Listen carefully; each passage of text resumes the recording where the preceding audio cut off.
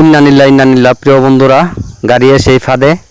আপনাদেরকে ঈদের আগে একটা ভিডিওতে বলেছিলাম যে বালু ফেলানোর পরে এখানে পানি মেরে তারপর ডলা হয়েছে, রোলার দিয়ে ডলা হয়েছে। তো ডলেছে ঠিক আছে, কিন্তু সাইডে দিয়ে হয়তো পানি মারার কারণে অনেক গর্ত হয়ে গিয়েছিল। এটা হয়তো যে গাড়ি নিয়ে আসছে সে হয়তো খেয়াল করে নাই, তো যার কারণে গাড়ির চাকাটা ফাঁদে পড়ে যায়।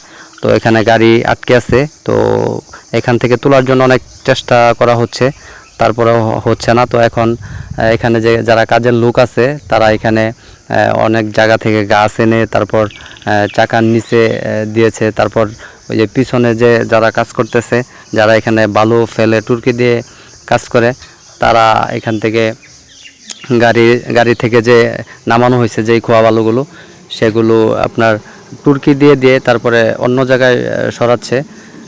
এই যে আপনাদেরকে দেখাচ্ছি, দেখুন এখান থেকে যে টুরকি দিয়ে তারপর অন্য জায়গায় নিয়ে ফেলানো হচ্ছে। তো হয়তো এগুলো সরানোর পর হয়তো গাড়িটা উঠানো সম্ভব হবে। তো আপনার